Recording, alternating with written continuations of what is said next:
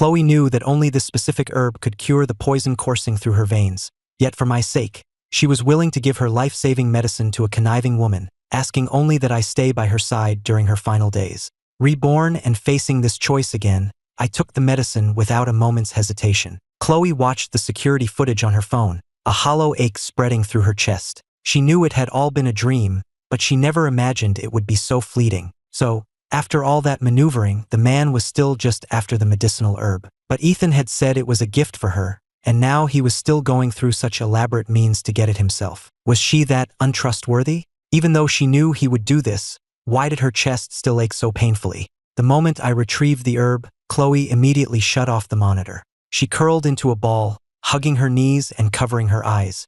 Beside her, her assistant, Jessica, asked timidly, "Miss Collins, should I go and bring him back?" Chloe's voice was hoarse. "No, have everyone pull back. Let him go." Jessica sighed but could only follow the order. Meanwhile, after getting the herb, I went straight to the kitchen, unaware of what had transpired upstairs, though I did find the first-floor lobby unusually quiet. An hour later, after brewing the medicine, I was carrying the bowl upstairs when I happened to run into Jessica coming down. Seeing me, Jessica was taken aback. "Why are you still here?" I frowned in confusion. "Leave? To where? I thought I was staying the night." Jessica's brow twitched, her gaze falling to the bowl in my hands. She couldn't help but ask, "What is that?" I looked at the person blocking my way. "It's medicine I brewed for your boss.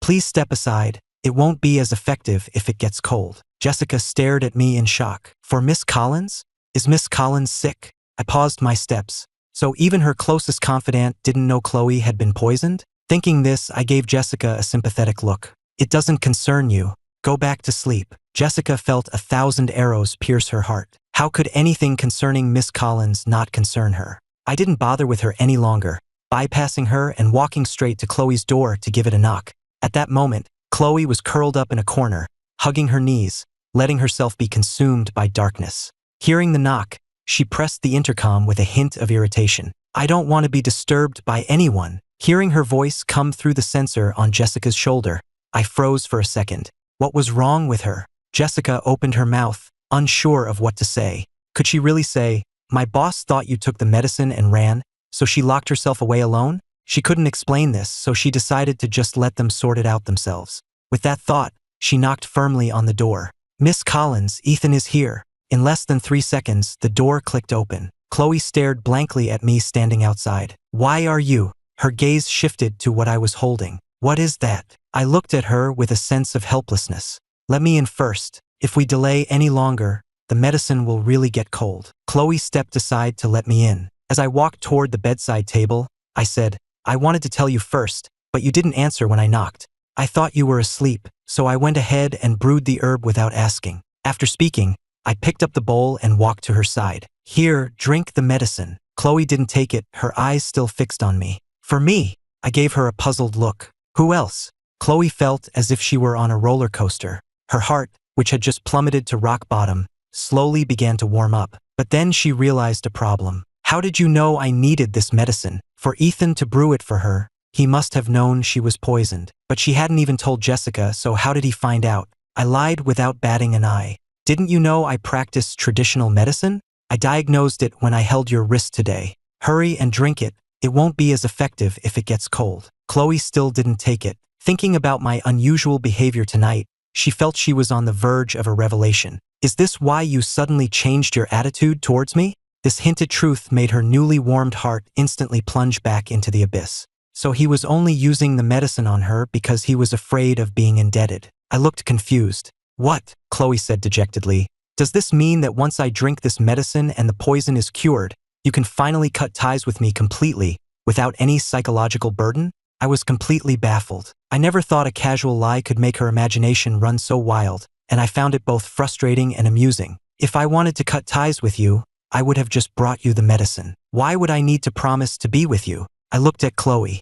"Do you not trust me? Or do you not have confidence in yourself?" Chloe gave a bitter smile. "Ethan, in this world, you're the only one who makes me feel insecure." She had been the golden girl her entire life, yet she had stumbled time and again with me. She would even feel jealous of a woman who was far inferior to her in every way, simply because that woman had monopolized nearly all of my attention. This time it was my turn to be silent for a long while. Then, without further explanation, I casually handed the medicine to her again. Anyway, the medicine is already brewed. The formula for Sophia's mother is different. It'll be a waste if you don't drink it. Chloe didn't refuse this time, but her heart was shrouded in gloom. She interpreted my change of subject and my tone as a death sentence for her hopes. Fine, if this was what Ethan wanted, she wouldn't trouble him any longer. After downing the bowl of herbal medicine, Chloe's delicate brows furrowed unconsciously.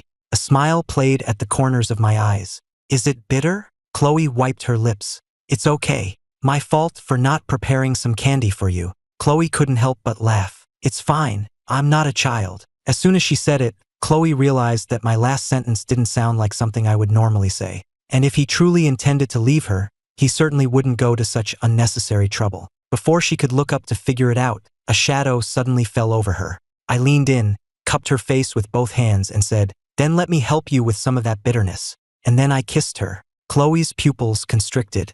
Her senses seemed to vanish in an instant as a wave of warmth crashed into her soul. An intimate atmosphere began to build in the bedroom, and both of us, swept up by the kiss, soon found ourselves tumbling onto the soft, large bed. I managed to pull back a sliver of rationality. You just finished your medicine. You should lie down and rest. The desire in Chloe's eyes was still thick and intoxicating as she gazed at me. Ethan, I gave you a chance to leave. You're the one who walked back in. If she had never had me, she would rather hurt herself than see me frown. But now that she truly had me, she could never let go. Whether Ethan loved her or not, he could forget about ever leaving her side again. Seeing Chloe's delicate body lean towards me, I gently pressed her shoulder, pulled the covers over her, and then sat on the chair by the bed. I looked at her and said softly, "Be good.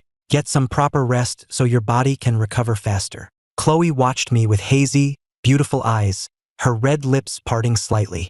But by then, I was so exhausted I barely had the strength to keep my eyes open. I didn't hear what she said, and I missed the almost pathological obsession and possessiveness in her gaze. The next morning, the moment I opened my eyes, I saw Chloe staring at me without blinking, with faint, dark circles under her eyes. My heart skipped a beat. I quickly reached out to check her pulse, and only after confirming the poison was completely gone did I finally breathe a sigh of relief. A suspicion then arose. She didn't stay up all night watching me, did she? As the thought crossed my mind, I asked her out loud. Chloe was silent for a long time before saying, "I was scared that this is all a dream, and that when I wake up, everything will be gone." I sighed inwardly. "Don't be afraid. I will never leave you." Chloe's heart trembled, and she threw her arms around me. "You said it." I nodded. "I said it." I patted her arm. "Let go for a second. I need to get up." But instead of letting go, Chloe held on even tighter. "Where are you going?" I pinched the bridge of my nose. Was it my imagination? How did Chloe seem to get even clingier after one night? "To the office, of course. You know how busy my position is." Chloe's jaw tightened slightly, but she said nothing. I keenly sensed what was bothering her and decided to tease her a little. "I almost forgot. Sophia is still at the company." Hearing this, Chloe's arms around me tightened again. "You're not allowed to go." She was suddenly frantic. Seeing her reaction, I smiled. "If you don't let me go to the office, how am I supposed to fire her?" Chloe's expression went blank. "What did you say?" I enunciated each word clearly. "You heard me. I said I'm going to kick her out of the company." "What? Do you have a problem with that?" Chloe felt like she must still be dreaming. After breakfast, I had to practically force a reluctant Chloe, who wanted to follow me to work, back into bed. Leaving her place, I walked straight to a Maybach parked by the roadside. My assistant, Sarah, saw me approaching, immediately got out of the driver's seat, and skillfully opened the rear door. "Mr. Hayes." I nodded in acknowledgement and ducked into the car. On the way to the office, Sarah kept glancing at me in the rearview mirror, looking like she wanted to say something. Even with my eyes closed, I couldn't ignore her intense gaze. "If you have something to ask, just say it." Sarah cleared her throat. "I have no right to inquire about your personal matters, Mr. Hayes. But if you wish to share, as your executive assistant, I am of course all ears." I almost choked. Was I usually too easygoing? What kind of executive assistant dares to tease their boss like that? But teasing aside, I figured there was no need to hide this from her. "Sophia and I broke up. My girlfriend now is Chloe Collins. Just be mindful of that when you see them in the future." Although she had an inkling, Sarah was still a bit surprised to hear it confirmed. Then, a smile spread across her lips, her eyes filled with genuine relief. "Congratulations, Mr. Hayes. There's something I've been wanting to say, if I may. Hitting rush hour traffic, Sarah stepped on the brake, her thoughts becoming clearer. Knowing her boss had a new partner, she spoke more freely. I've always felt that Director Reed wasn't worthy of you. I never understood why you chose her and ignored Chloe Collins, who is superior in every way and so devoted to you. But it's good you've changed your mind now. It's not too late, but we had already missed an entire lifetime. If I hadn't been reborn, it would have been just as Chloe said. We might never have had the chance to meet in the next life. As for why I chose Sophia before, it wasn't that I was blind, choosing someone inferior to Chloe in every way over a woman I genuinely admired. The truth was, Sophia and I had fallen in love in a past life, in ancient times, and we had died together in a suicide pact. When I was born into this modern era with memories of that first life, it was impossible for me not to search for her, and impossible to give any other woman a chance. After all, loyalty and love is ingrained in my very soul. But in my last life, after I found Sophia, I never looked down on her difficult circumstances. I comforted her, saying it was just bad luck she didn't have her memories, brought her into my company, promoted her all the way to second in command, and even helped her, an illegitimate daughter, return to her powerful family, tirelessly managing their business for her. And yet, it all ended so tragically. Remembering the vow we made when we died together, 3 lives, 3 worlds, eternally devoted, now feels like a joke. I watched the scenery fly by outside the car window, a flicker of anticipation for what was to come. Sophia, for what you owed me in our past 2 lives, I'm going to collect the debt in full this time. Upon arriving at the office, I walked past the greetings of the employees and went straight to the executive elevator. As I pressed the button for the top floor, I gave an order: summon all senior management for a meeting in the conference room in half an hour. Also, see if Sophia Reed has arrived. If not, call her and tell her to get here. I paused, then added, even if she's in the hospital on an 4 drip, she needs to be here. Sarah nodded, but couldn't help her curiosity. Director Reed was in the hospital? Connecting that with the fact that her boss had just changed girlfriends, she felt like she was onto something big. Once in my office, I opened my computer, pulled up a file, printed it, and placed it in a folder. As I flipped through the pages of evidence, a cold sneer touched my lips. The first step of my revenge, of course, was to drive Sophia out of the company. If she wanted to use me as a stepping stone and my assets as capital for her family reunion, she'd have to see if I'd give her the chance. Just as I was thinking this, there was a knock on my office door. I stood up with the folder, and upon opening the door, I saw Sophia standing outside with an anxious expression. Ethan, I finally found you. What happened last night? I heard from Mrs. Lee that you didn't come home at all. Were you at Chloe's place the whole time? By the end, her voice was clearly agitated. I didn't answer her question. Instead, I glanced at her hand, which was thickly wrapped in white gauze, and smiled. Is your hand okay? At the mention of her hand, a shadow crossed Sophia's eyes, but hearing my concern, she immediately started playing the victim, trying to make me feel sorry for her. The doctor said I needed to be hospitalized, but I was too worried about you, so I just had them wrap it up simply. You know medicine too, don't you? Can you take a look and see if they did a good job? I walked right past her and headed for the elevator. Sophia fell into step beside me. Knowing her true colors, even being in the same enclosed space with her made me uncomfortable. Fortunately, the conference room floor wasn't far from the top, and before Sophia could try to speak again, the elevator chimed to a stop. After exiting the elevator, I took a deep breath of fresh air and walked directly to the executive conference room at the end of the hall. Sarah was waiting by the door and opened it for me. Mr. Hayes, everyone has arrived. Sophia gave Sarah a suspicious look. For some reason, she felt the way Sarah was looking at her today was strange. Sarah pretended not to notice, clutching a stack of files as she followed me. Under the gazes of all the senior executives, I calmly walked to the head of the conference table and sat down. With a sharp slap, I threw the folder onto the table, causing everyone to look over. Leaning back in my chair and resting my chin on my hand, I said, I've called you all here today to announce some adjustments and changes to certain senior management positions. I then turned to Sophia, who had just taken her seat. During her tenure, Director Reed has repeatedly used her position to embezzle company funds, severely damaging the company's interests. After careful consideration, the decision has been made to terminate her employment contract with the company. I paused, looking again at the stunned Sophia. Director Reed, will you be resigning, or will you wait for the company to fire you? As my words fell, the entire conference room went silent. Not only did Sophia look completely dazed, but the other executives were also frozen in place, as if they couldn't believe what they had just heard. Everyone's first thought was that the couple was having a fight. Some were gloating while others tried to play peacemaker. Mr. Hayes, isn't this punishment a bit too severe? Director Reed may have made a mistake, but she has also made great contributions, hasn't she?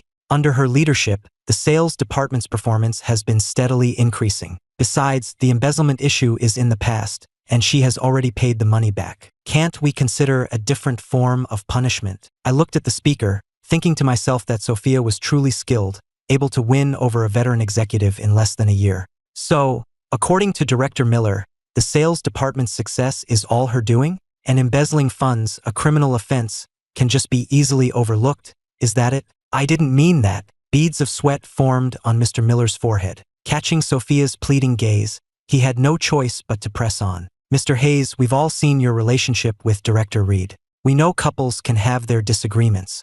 I'm just worried you two will take it too far, and it will be hard to reconcile later.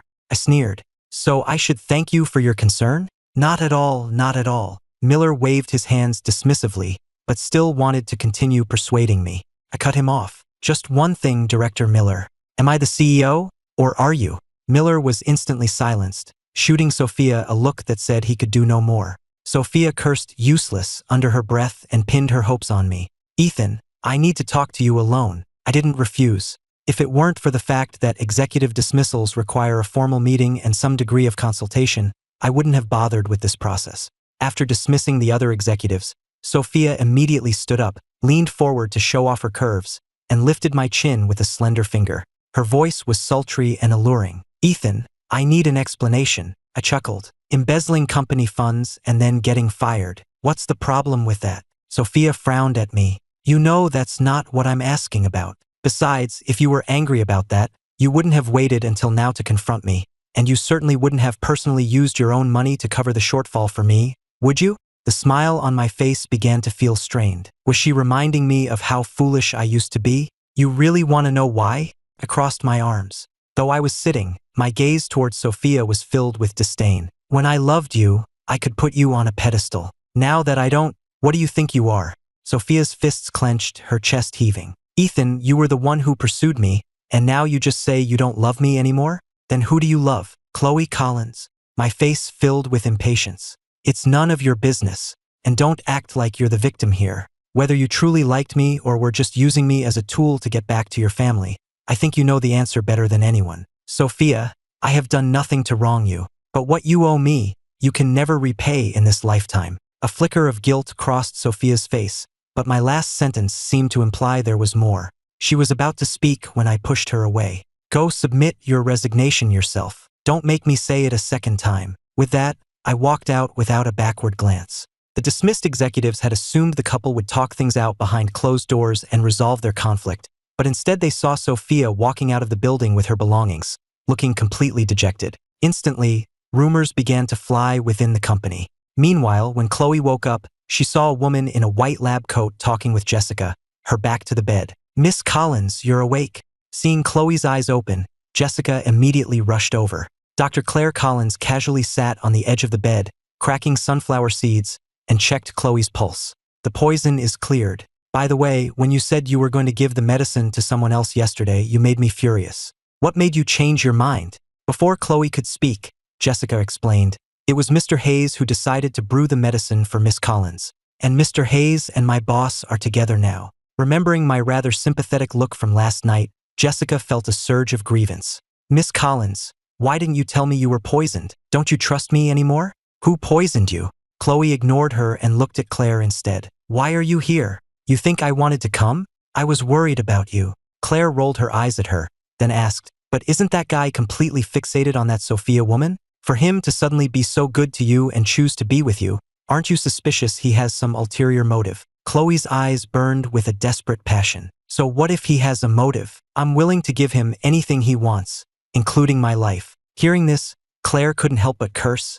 Are you insane? Always talking about giving away your life. Is your life that worthless? Jessica quickly brought over a cup of tea and began diligently massaging Claire's shoulders, thinking that besides her boss's cousin, no one else their age would dare speak to Miss Collins like that. The tea didn't seem to calm Claire down. After downing a few more cups, she set the cup on the table, straightened her collar and said, all right, I'm relieved you're okay. I have a ton of work waiting for me at the lab. I'm leaving, no need to see me out. Although Claire said not to, Jessica still arranged for someone to take her to the airport. After getting up, Chloe looked around the empty mansion and felt a sudden sense of unease, even though Ethan had only stayed for one night. At that thought, she turned to Jessica. "Get the car ready. I'm going to pick up my—" She bit her lip before continuing, "pick up my boyfriend from work." After receiving Sophia's resignation, I made a few more personnel changes and then spent the rest of the day in my office handling work as usual. When it was time to leave, I rubbed my temples and glanced at my phone, which was flooded with missed calls and messages from Sophia and her brother.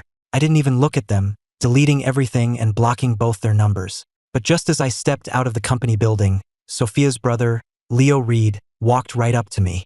As a public figure, Leo was completely disguised, wrapped up so tightly that even his most dedicated fans might not recognize him. But I recognized him instantly. Sophia had embezzled funds multiple times specifically to pour resources into Leo's career, trying to make him a star as her second piece of leverage for returning to the Reed family. After all, the main business of the New York Reeds was in the entertainment industry. Acknowledging a popular young actor as a son, even an illegitimate one, held a certain appeal for the family patriarch. Leo came forward and grabbed my arm. "Brother-in-law, why didn't you answer my calls? What's going on with you and my sister? Why did you make her quit?" Chloe, who had seen me come out and was about to get out of the car, froze with her hand on the door handle when she heard Leo's words. Jessica, in the driver's seat, turned around. "Miss Collins, did you hear that? Mr. Hayes fired Sophia. It seems he really wants to be with you." As she spoke, she glanced in the rearview mirror, only to find that Chloe's expression wasn't exactly bright. Chloe indeed did not feel the satisfaction Jessica imagined. She had already known since the morning that I was going to fire Sophia. It was the term brother-in-law that made her feel disgusted. Unaware that someone's focus had strayed and a vat of jealousy had been overturned, I shook off Leo's hand. "You already know she quit, but you don't know why? Didn't she tell you?" Leo was taken aback, finding this version of me unfamiliar. "But didn't you tacitly approve of all that? My sister worked so hard for the company. She deserves credit for her achievements and her effort. How can you fire her over something that's in the past? And she got that injury on her hand because of you, right? You used to get so nervous if my sister even caught a cold. This time she's seriously hurt, and even if you don't feel bad, how can you pick a fight with her now?" Leo's voice was full of accusation, as if I were entirely at fault. I cut him off coldly. "It's not your place to comment on my actions. If you think it's unfair, go report me to the Department of Labor. Now move. Don't make me say it again." Leo panicked. "Brother-in-law." I shot him a glare. "Who's your brother-in-law? Sophia and I have broken up. Don't call me that again. My girlfriend might get the wrong idea." At these words, not only was Leo stunned, but the surrounding employees also stared with wide eyes. They had guessed their CEO had broken up with his girlfriend, but now that I had a new one, the senior management couldn't help but worry. Sophia had just left. Was another one coming? Given my high status, everyone subconsciously assumed that any girlfriend I found was a charity case. Just then, a series of gasps rippled through the crowd. "Who is that? She's gorgeous. Is she some kind of celebrity? I've never seen her before. I've seen her. I think she's been to our company before." As the chatter grew louder, everyone turned to look at the approaching Chloe, their faces filled with confusion. Why would the heiress of the Collins family suddenly show up here? Was it for a business deal? But it was after hours. Just as they were wondering, they saw Chloe walk up to my side, stop, and look at me with a radiant smile. "Ready to go? I came to take you home." Seeing this, the company employees present stared with wide eyes, a bold guess forming in their minds, though no one dared to ask. Leo, who had been shocked into silence by my words, finally snapped back to reality, his eyes filled with disbelief. You two are together?" The first time he saw Chloe, he was stunned by her beauty. She was gorgeous and had an illustrious background. Leo had even wondered if Ethan had been kicked in the head by a donkey, to ignore someone like Chloe and be so devoted to his sister instead. But seeing this scene now, he found it incredibly jarring. I ignored Leo. To be precise, from the moment Chloe appeared, my gaze hadn't left her face. "What are you doing here?" Chloe lowered her head and gave a small smile. "Picking up my boyfriend from work." Her words, equivalent to a public announcement, instantly sent the crowd into an uproar. So this really was Mr. Hayes' new girlfriend. I smiled along with her. "Let's go." Leo rushed forward. "You're not going anywhere. You cheated. What did my sister ever do to you for you to just use her and throw her away? How could you do this to her?" Everyone took a step back, watching the frantic Leo. "Who is this guy? He's acting like a lunatic. Is this how Director Reed's brother behaves? Director? Sophia Reed has already been kicked out, okay? But doesn't anyone think he looks a bit like a celebrity? I remember now, he looks like that actor Leo Reed, and they both have the same last name. They couldn't actually be siblings, could they? When Leo realized someone had recognized him, he immediately shut his mouth, shot me a hateful glare, and turned to leave. After getting into Chloe's car, I rolled down the window and looked at Sarah.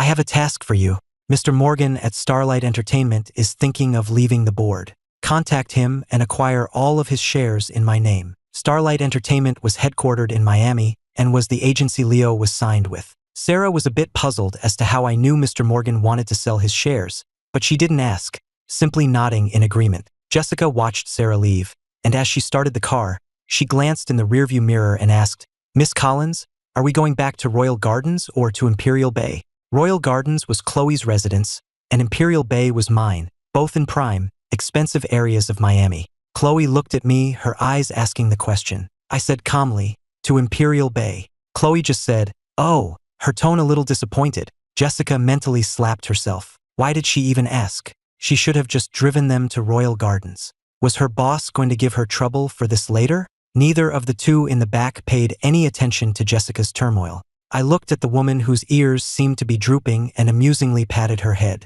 You don't want me to go back? Chloe looked at me pitifully. What do you think? My tone was troubled, but I have some important documents at home that I need to deal with. How about tomorrow? Chloe nodded. Okay, whatever you say is fine. With that, I kissed Chloe's forehead. It was a light, fleeting touch, and Chloe, dissatisfied, pursued me. You weren't like this yesterday. She then pressed me against the car door and kissed me again, this time with force. Hearing the intimate sounds from the back seat, Jessica silently raised the partition, her face alternating between red and pale. Her earlier premonition was confirmed, but right now, she just wanted to kick over this bowl of sweetness. The car drove all the way to Imperial Bay. Jessica cleared her throat. Miss Collins, Mr. Hayes, we've arrived. Chloe reluctantly pulled her lips away. Go on back. My face flushed. I opened the car door and took a deep breath of fresh air as soon as I got out. The cool evening breeze helped to dispel some of the heat I was feeling. I patted my cheeks, belatedly realizing,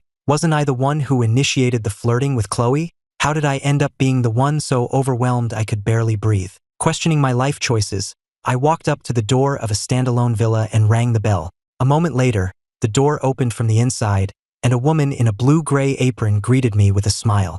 Mr. Hayes, you're back. Dinner will be ready shortly. I nodded and walked inside. You didn't come home at all last night. Where were you? The moment I stepped into the living room, I was met with a sharp question. Sophia's mother, Mrs. Reed, was sitting in the center of the living room sofa with her arms crossed, looking ready to interrogate me. The housekeeper, Mrs. Lee, wrung the edge of her apron awkwardly.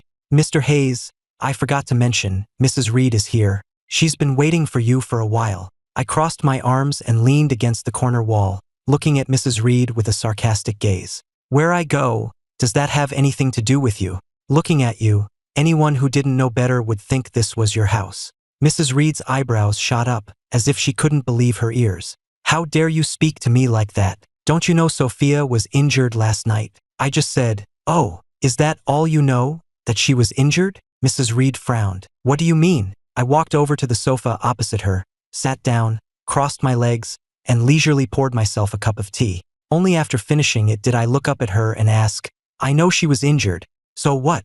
Mrs. Reed was both angry and confused by my nonchalant attitude, but since I had given her an opening, she pressed on. I heard from Leo that Sophia got hurt because of you. It's one thing that you're not at the hospital taking care of her, but not giving her a promotion is just unacceptable, isn't it? I looked at Mrs. Reed as if she were a joke. How about I just give her the whole company? Mrs. Reed's eyes lit up, but she maintained her arrogant posture.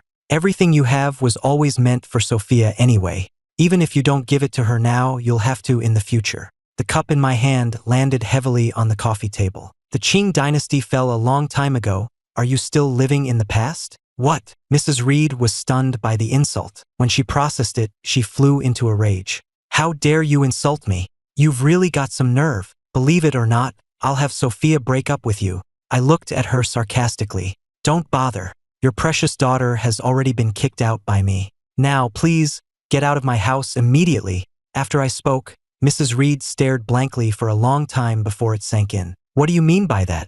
You and Sophia broke up? How is that possible? She knew how devoted I was to her daughter, which was why she dared to manipulate me at every turn, even though I was the CEO of a major company. And now I was telling her I had broken up with her daughter? I leisurely enjoyed the colorful expressions on her face. If you don't believe me, why don't you give her a call and ask? And by kicked out, I don't just mean we broke up. Her job is gone too. Mrs. Reed's face paled, and she quickly pulled out her phone to call Sophia. The moment the call connected, she barraged her with questions. I couldn't hear what was said on the other end, but I could clearly see the color drain from Mrs. Reed's face until it was as white as paper. This was truly delightful. So now you know? I gestured towards the door.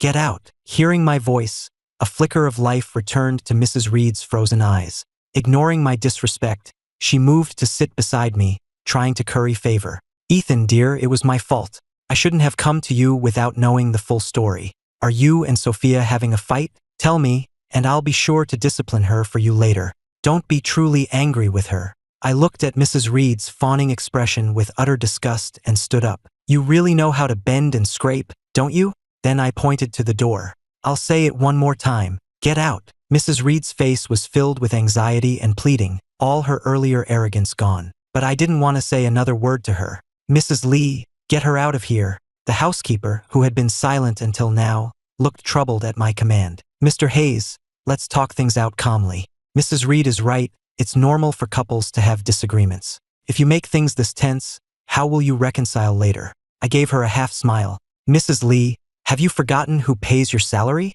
Mrs. Lee immediately fell silent and turned to Mrs. Reed. Mrs. Reed, I think it's best if you leave. With things said so plainly, Mrs. Reed couldn't possibly stay any longer. A person used to being domineering can only bow their head once or twice. After being repeatedly humiliated by me, her temper flared. What's there to be so arrogant about, coming from an orphanage? You remember this, you're the one giving up on Sophia this time. Don't you dare regret it later. Once we're back with the Reed family, even if you get on your knees and beg Sophia to take you back, I won't let you through the door. With that, Mrs. Reed stormed out without a backward glance. But she had no idea that by the time her family of 3 returned to the Reeds, Sophia would find that my status was something she could never hope to reach. I leaned back against the sofa, feeling weary. The empty living room felt particularly lonely. Before long, my phone rang. I glanced at the caller ID, and my voice softened. What's wrong? Chloe's pleasant voice came through the receiver. Are you in a bad mood? I pinched the bridge of my nose. Is it that obvious? You can tell just from my voice. There was a moment of silence on Chloe's end. Did Sophia's mother go to cause trouble for you? I shot up from the sofa, walked out of the villa, and scanned the area. The black Bentley was still parked in the same spot, but the driver's seat was empty. I walked quickly to the rear passenger door and knocked. The door opened, revealing Chloe's exquisitely contoured profile. I opened my mouth, but it took a few breaths before I could voice the question in my heart. Why are you still here? Chloe was silent for a moment. I wanted to wait and drive you to work tomorrow. Seeing me silent, she lowered her head guiltily. I didn't want to bother you, but I saw the person who just left, guessed what might have happened, and was worried you'd be in a bad mood all by yourself, waiting to drive me to work. I didn't know if Chloe was crazy or if I was. You're just going to wait here? Are you planning to spend the night in the car? Chloe didn't speak, her head hanging even lower. I felt like my heart was about to explode. I just needed an outlet, a way to let loose. And so, a very guilty Chloe was dragged back into the villa by me. The food on the dining table was no longer steaming, but it was still edible. I took 2 bottles of Bordeaux from the wine cabinet, and while letting them breathe, I shot Chloe an annoyed look. Eat. Chloe lowered her head and apologized. I was wrong, don't be angry. I glanced at the wine chilling in the ice bucket, bit my chopsticks, and smiled. I should be rewarding you. Even though my smile was a bit sinister, Chloe was still intrigued. Reward me with what? What do you think?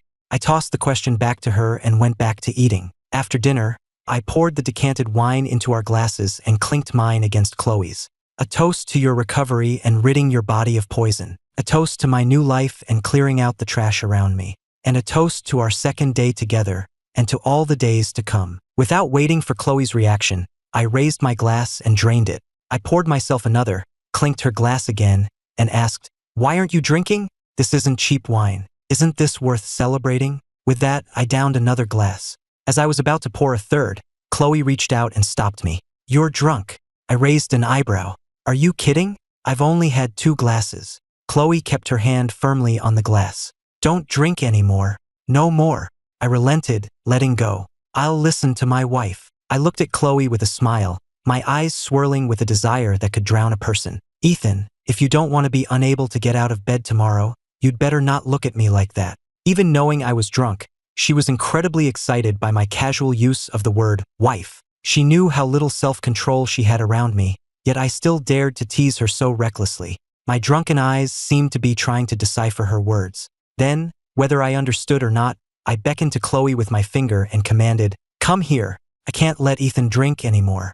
That was Chloe's first thought. Before long, I was completely incoherent. I dazedly carried her back to the room, gently stroking her cheek. "Why are you so good to me?" Before she could answer, I added, "In this life, it's my turn to spoil you." "What?" Chloe didn't quite catch that last part, but I refused to say it again. Chloe chuckled and kissed my forehead lightly. "You're not happy that I'm good to you?" I mumbled, and then, for some reason, started obsessing over a thought. Does it matter how capable I am? If I don't come from a good background, will some people always look down on me? Chloe's expression turned serious. Who would dare? Unaware of her thoughts, I grabbed her collar. "Will your parents look down on my background too? Will they not let me be with you?" Hearing this, Chloe understood. Remembering Mrs. Reed leaving the villa, a dark glint flashed in her eyes. She took my hands with her slender ones and said solemnly, "My parents won't. They will only be amazed by your capabilities, that you could come so far from such a background." I blinked my hazy eyes. "Really?" Chloe nodded seriously. "Really. My parents are very open-minded and respect my decisions. If you don't believe me, I'll take you home to meet them tomorrow." Seeing me fall silent again, Chloe felt a pang of disappointment, but she didn't expect a completely drunk person to understand everything she said. She took out her phone to make a call, then turned up the thermostat and patiently helped me take off my shoes. By the time Chloe was done, Jessica had arrived at Imperial Bay with a freshly made sobriety soup. After sending Jessica away, Chloe held the soup in one hand and helped me sit up with the other. "Good boy. Drink this and then go to sleep." I leaned in, sniffed it, and immediately turned my head away in refusal. Chloe found it amusing, and the scene felt familiar. "I drank that bitter herbal medicine, and you're complaining about the taste of this?" I still refused. Chloe coaxed me softly. "Come on, drink it. Or do you want me to feed it to you another way?" I took the bowl, and before she could react, I dumped the entire thing, soup and all, into the trash can by the bed. Before Chloe could even process what happened, I tilted my head up and kissed her lips. The next day, I was groggily awakened by a phone call. As soon as I answered, I heard Sarah's anxious voice. "Mr. Hayes, check the trending topics on Twitter. Leo Reed posted something to slander you and the company, and our stock price is already starting to fall." Hearing Sarah's words, I just gave a nonchalant "Oh, it's not a big deal. You've been with me for so long. How can you be so flustered?" I was actually worried Leo wouldn't cause trouble. Now that he was willingly serving himself up on a platter, it was exactly what I wanted. Sarah was once again impressed by my composure. "I'm sorry, Mr. Hayes. I overreacted. But what Leo posted is just infuriating. He also paid for trending spots and negative comments, and with his fans, Twitter is now flooded with insults directed at you. I just can't stand it." I said calmly, "It's fine. Let them talk." Whenever the entertainment industry is involved, the online battles become particularly fierce. In my past life, I helped Sophia manage Celestial Entertainment, which dominated half the industry, so I was no stranger to this. Sarah was surprised. "Mr. Hayes, aren't we going to release the evidence of Sophia's embezzlement?" I smiled. "Of course we'll release the evidence, but not just that. I'll handle it when I get to the office. You just focus on reassuring the shareholders. I'm not just looking for a clarification. I'm aiming to kill 2 birds with 1 stone." Chloe saw the excitement and eagerness in my eyes and amusingly pinched my earlobe. "It looks like you already predicted Leo would do this." Cleared my throat. "I just figured that with his personality and intelligence, he wouldn't let it go, and he couldn't think of a better way to attack me." Chloe was still smiling. "So, do you need my help?" I shook my head. Chloe had already helped me get revenge for my past life. This time, I had to do it myself. On the way to the office, I idly opened Twitter and saw the top trending topic was about this incident. Hashtag Apex Innovation CEO cheats. Pop star Leo Reed speaks out for sister. Clicking on the hashtag, the first thing I saw was a long post from Leo's own account. It detailed how Sophia had selflessly devoted herself to me and accused me of using her and then casting her aside, painting me as an ungrateful scoundrel and her as a tragic victim. Perhaps out of fear of Chloe, he mentioned I had cheated but didn't name the other person. Reading through it, I felt nothing until I saw comments insulting Chloe. My expression turned cold, and I silently made a note of the user's ID. Chloe glanced at me. "What's wrong?" "Nothing." I turned off my phone and adjusted my expression, just getting a little excited thinking about dealing with Leo later. Chloe looked at me for a long time before finally asking the question that had been buried in her heart. "Did something happen between you and Sophia?"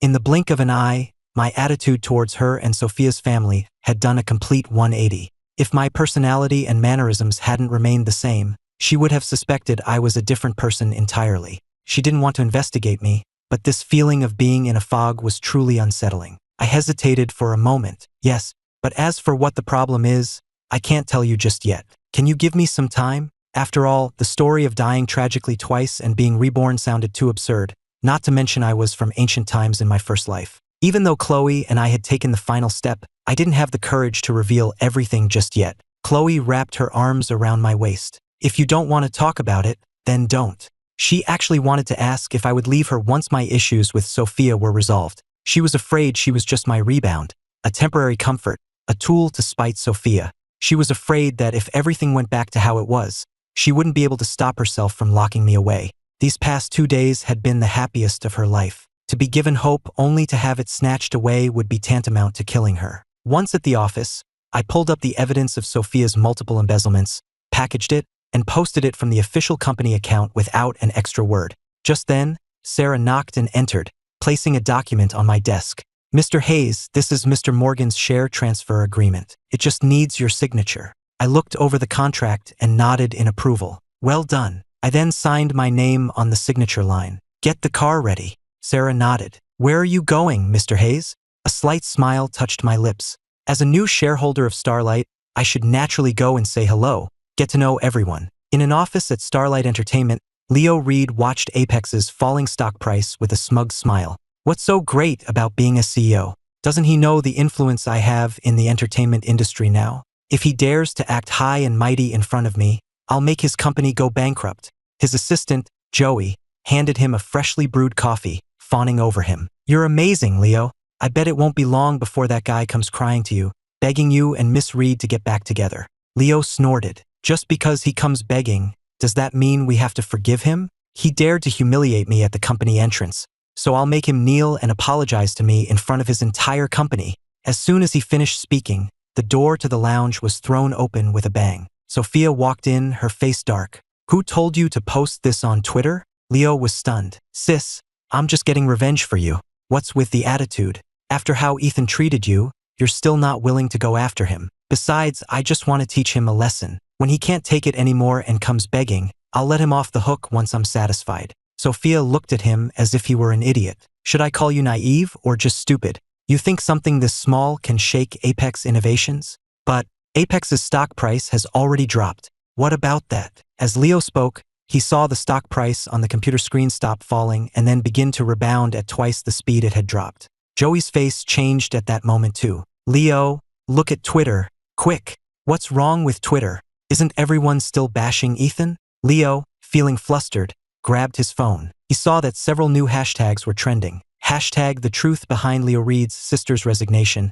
Hashtag parasite siblings get what they deserve. Leo's eyes widened. What is all this? Clicking on one of the hashtags, he saw the sentiment in the comments had completely reversed. Leo Reed has the nerve to post accusations? He should take a look at where all that money went. The only reason he has his status today is because his sister embezzled funds to buy him resources. Leo stared at the flood of negative comments, a chill running down his spine. How could this happen? Didn't Ethan tacitly approve of the embezzlement? How could he dare to use it as evidence to clear his name? Sophia said angrily, "So you do realize this is bad for you? Do you have any idea how much effort and pressure it took for me to get you to this position? And you just go and do this without even asking me." Leo knew he had made a huge mistake. "What do we do now, sis? We can release the fact that Ethan paid back the money for you, to prove he did it willingly and it has nothing to do with us." Sophia's head throbbed with anger. "Shut up. Ethan's clarification has already created a narrative where the public sees him as an endlessly forgiving boyfriend. Even if we release evidence that he covered the debt for us,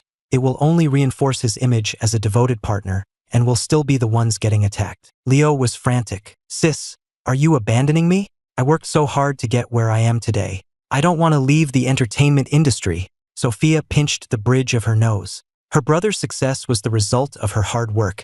How could she possibly abandon him? You go post an apology. Say you didn't know about my embezzlement. That should at least protect you. I'm just a private citizen. I'm not afraid of their insults. Leo nodded quickly. Okay, I'll do it right now. But just as he picked up his phone, the lounge door was thrown open again. The assistant to the director of artist management walked in. Mr. Reed, this lounge is no longer assigned to you.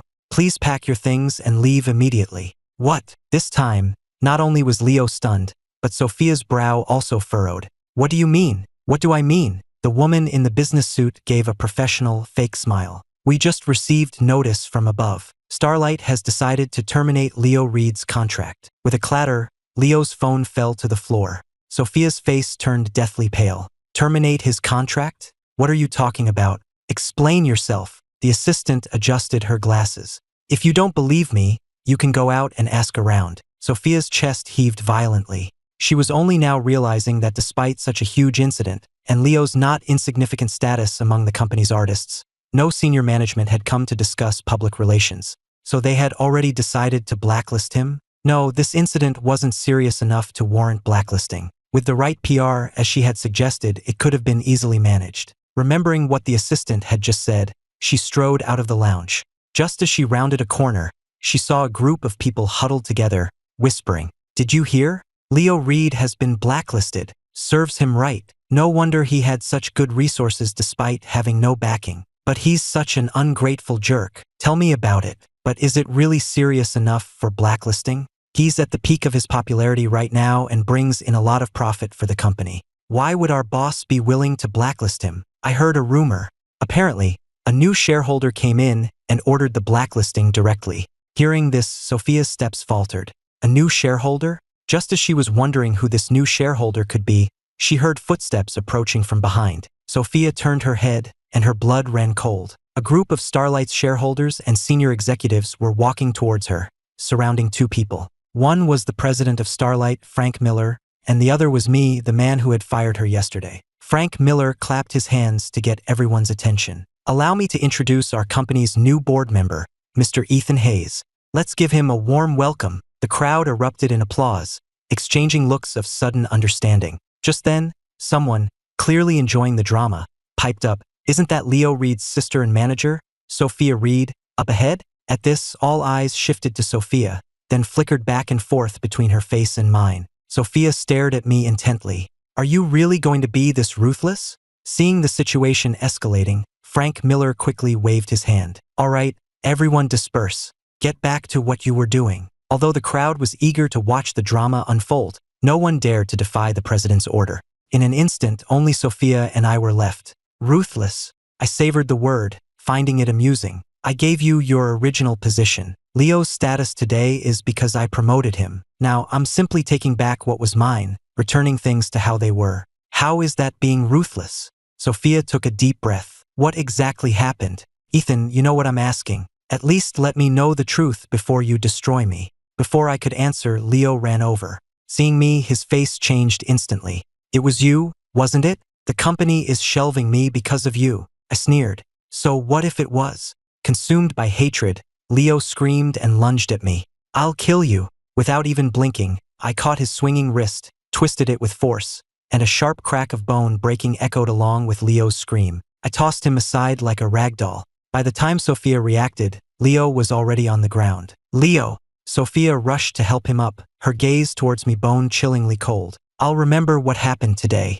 I hope you don't regret it in the future. With that, she supported Leo and walked away. I watched the siblings retreating backs, my eyes filled with ice. Regret? My only regret was falling for her for 2 lifetimes and failing the one who loved me most, Chloe. But thankfully, I still had a chance to make things right.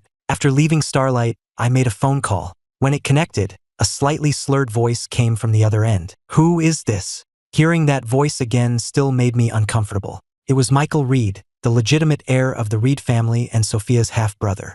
Who is it? If you're not going to talk, I'm hanging up. Michael Reed. I said his name. Michael paused. Who are you? Who I am isn't important. I'm mainly calling to warn you. Be wary of your father's illegitimate daughter. She's been plotting to return to the Reed family and fight you for the inheritance. Michael scoffed dismissively. That pair of siblings?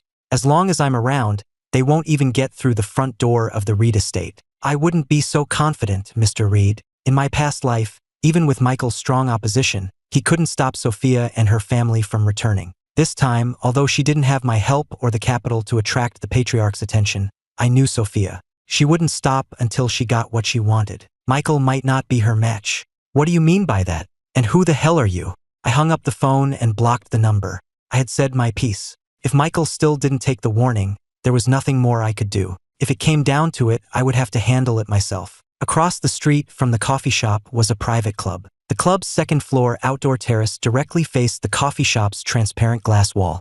Victoria Hamilton was in a meeting with the head of her Miami branch when her gaze inadvertently drifted across the street. Seeing me sitting there, she shot to her feet. The branch head, Mr. Johnson, was taken aback. Is something wrong, Miss Hamilton? Her assistant, Linda, also turned to look at her, instantly on alert. Victoria stared at me, her eyes wide. That man! Mr. Johnson followed her gaze and then smiled. Miss Hamilton, you've been in New York, so you might not know. That's not just any man. Oh! Victoria was no longer in a hurry. She slowly sat back down before asking, how so? Mr. Johnson continued, even if you don't know him, you've probably heard of Apex Innovations, right? Of course.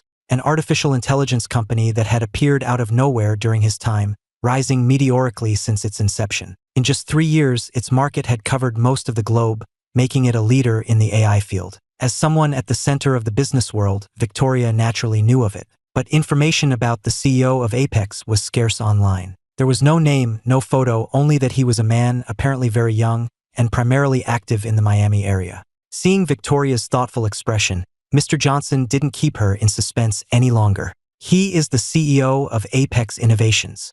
This time, Victoria was truly shocked. What? From Mr. Johnson's words, she had assumed the man held a high position at Apex, but she never imagined he was the CEO. She had thought young meant at least in his 30s, but this man looked to be barely 20. Or did he just look young for his age? If so, perhaps she had been mistaken just now. With this thought, she became a bit distracted. Mr. Johnson, since you know him, do you happen to know his age? Mr. Johnson said enthusiastically, I was just about to tell you, Miss Hamilton. The man is only 19 years old. Seeing Victoria's stunned expression, Mr. Johnson assumed she was just shocked by Ethan's extreme youth and continued with a sigh. He's the same age as my son. But my son is still a senior in high school, struggling with basic calculus, while he's already the CEO of a publicly traded company.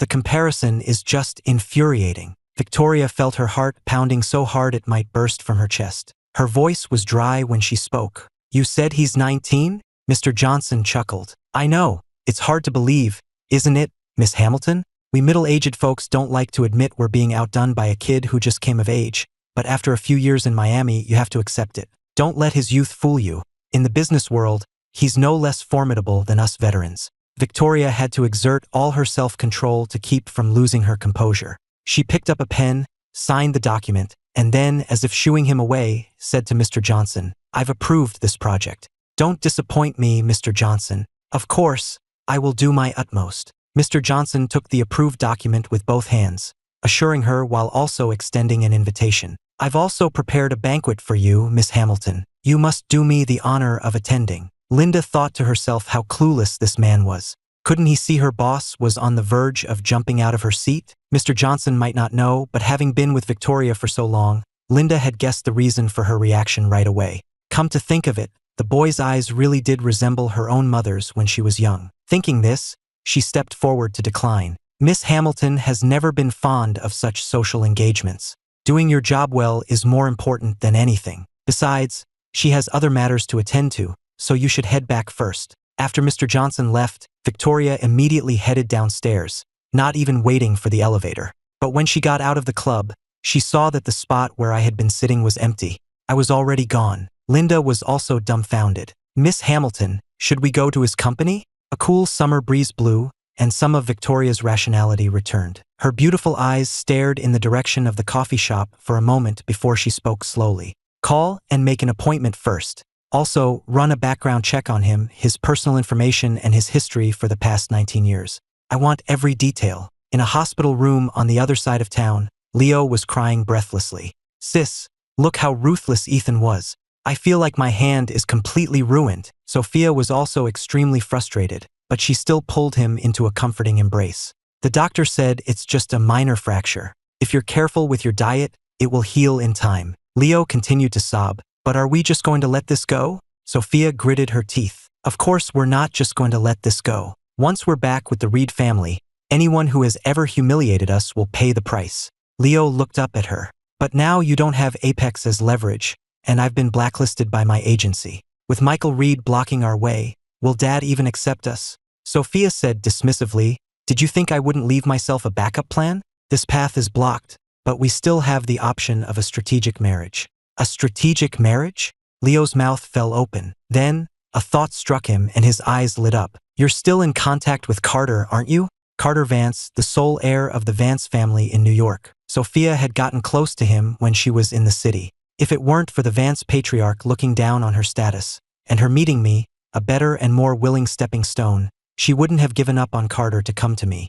Even though she had chosen Ethan, she had always maintained contact with Carter. Thanks to her careful manipulation, he had always believed it was his father who had broken them up, so he didn't resent her and even felt guilty about it. Now that I had abandoned her, she no longer had any reason to hide it. Yes, we're still in touch. Once I can persuade his father, we'll get married. Leo was overjoyed. That's great. The Vance and Reed families are a good match, and Carter is the sole heir. If you two get married and Dad finds out, he might even invite us back to the family himself. Then his expression darkened. Sis, you should never have given up on Carter in the first place. Even though the Vances are only ranked 8th among the great families of New York, they're still an old money family with a long history and a stable foundation. Apex looks good now, but how long can such a young company stay on top? Besides, he's just some nobody from an orphanage. Even if he manages to claw his way into high society, people will still look down on him. Does he think getting with Chloe Collins will make him one of them? Even the Vances care about background. Hearing Leo's words, Sophia's gloomy mood from the past 2 days finally lifted a little. She pulled out a few tissues and handed them to him. Wipe your tear-stained face. Carter will be here soon. Don't let him see you looking like a mess. Leo took the tissues, stunned. Carter's coming? Isn't he in New York? Why would he suddenly come here? Sophia explained, old Mr. Peterson in Miami is celebrating his 80th birthday. The Vances and the Petersons are related, so he's here for a visit. Meanwhile, in a luxurious reception room, seeing the woman who walked in, Chloe waved for Jessica to go and make coffee. Well, look who it is, Victoria. What brings you to Miami all of a sudden? Victoria tossed her car keys onto the coffee table and sat down on the sofa opposite Chloe, making herself at home as if it were her own house. I was about to ask you the same thing. Why are you staying in Miami for so long? Chloe raised an eyebrow. You don't seem like the type to be so nosy. Victoria's expression remained indifferent, but her tone was familiar.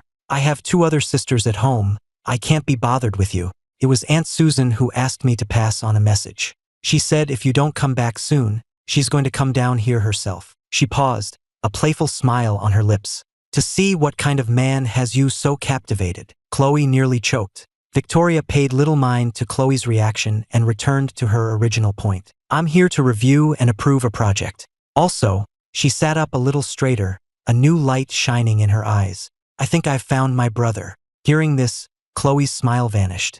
Are you sure? Have you done a DNA test? Victoria's crossed hands fidgeted unconsciously. Not yet, but I have a gut feeling that it's him. You know, that kind of psychic connection? With all the other potential candidates we found before, including those who looked a lot like my mom and were trying to impersonate him, I've never felt this way. Chloe was confused. Then what are you hesitating for? Instead of taking him for a DNA test, you came here? Is passing on a message from my mom more important than finding your brother? Of course not. Since it wasn't confirmed, she didn't explicitly say that the person might be the CEO of Apex. And the more she felt it was true, the more nervous she became about uncovering the truth. Chloe seemed to guess her state of mind and didn't press further. Just then, Jessica came over with 2 cups of coffee. Chloe took a sip and asked casually, if you find your brother, he should be around my age, right? Victoria nodded. He was born 6 months after you. Just as Chloe was about to ask for the birth date, the previously pleasant Victoria's expression changed in an instant. Don't you even think about my brother. Even if you're the same age and from similar families, it's a no-go. My brother was taken from us at birth. Now that we've finally found him, I'm not letting him even think about marriage until I've spoiled him rotten. Chloe looked at Victoria, who had suddenly become hostile towards her, and didn't know whether to laugh or cry. You're not even sure if he's your brother yet, and you're already this protective? Thrown off by this, she couldn't be bothered to ask about the birth date anymore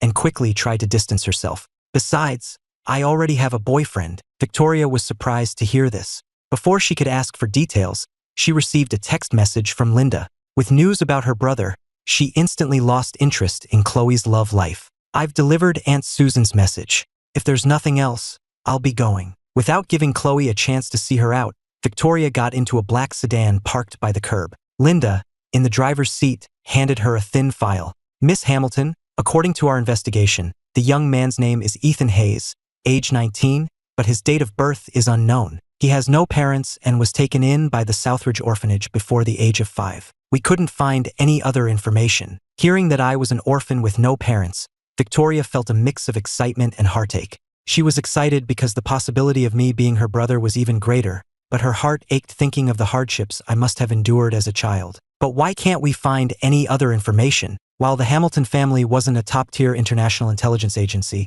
with their power and status on par with the Collins family, they should have been able to find someone's complete history. Linda shook her head. I'm sorry, I couldn't. But Mr. Hayes's information is as if it's been deliberately erased, leaving only these superficial details. We can't find anything else. Victoria looked thoughtfully at the file and gave a quiet order. Place an order with Division 7. She then glanced at her watch. What's the status of the meeting you were supposed to schedule? Linda replied, it's all set, 10 o'clock tomorrow morning. Victoria nodded. She was about to say something else when Linda exclaimed, Miss Hamilton, Division 7 rejected our request. Victoria looked up at her. Why did they reject it? You didn't go through Nightfall, did you? Nightfall, one of the core members of Division 7, was also the most mysterious and unpredictable, known for taking jobs based on his mood. No, I submitted it directly through the official website, and it was rejected almost immediately.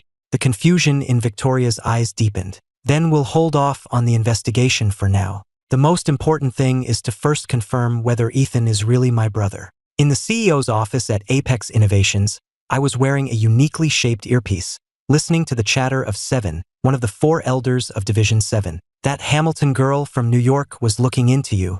I rejected the request. Any reward for me? I lowered my voice. No, so heartless. But do you have some history with her? Why is she investigating you? Do you need Division 7 to send someone to help? No need. Hanging up. I cut the connection, leaving 7 to fume on the other side of the world. After shutting down my computer, I called Sarah into my office.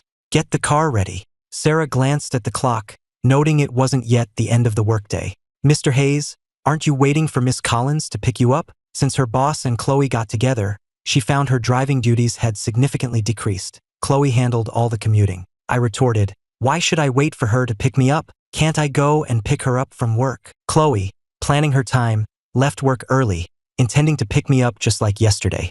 But as soon as she walked out of her company building, she saw a luxury car parked at the entrance. Miss Collins, doesn't that look a lot like Mr. Hayes's car? Jessica was still wondering when the rear passenger window rolled down. It really is Mr. Hayes. Jessica's mouth fell open. Mr. Hayes, what are you doing here? I rested my elbow on the window frame, a smile playing on my lips as I looked at Chloe. What else would I be doing here at this time? I'm here to pick up your boss from work, of course. Chloe lowered her head with a small smile, her long eyelashes casting a delicate shadow as the evening sun danced in them, creating a dreamlike beauty.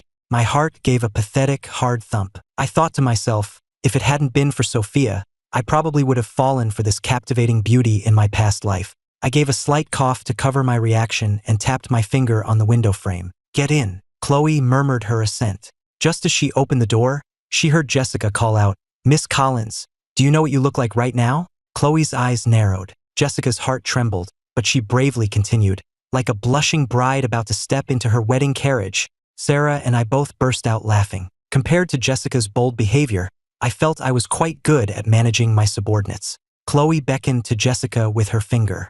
Come here. Jessica cleverly switched tactics and clung to my leg. Mr. Hayes, save me. A sinister smile played on Chloe's lips. It seems you don't plan on going home. With that, she ignored her and ducked into the car. Seeing Chloe in the car, Sarah started the engine and asked, Mr. Hayes, are we heading to Royal Gardens? She didn't yet know they were living together and just assumed it was a simple pickup. This time, I turned to Chloe, asking for her opinion with my eyes. But before Chloe could say anything, Jessica piped up again. Sarah, you just don't get it, do you? With Miss Collins and Mr. Hayes' relationship now, it doesn't matter where you take them. It's just a change of scenery. Chloe raised an eyebrow but didn't argue this time. Sarah, however, looked confused, only setting the destination after I instructed, to Royal Gardens.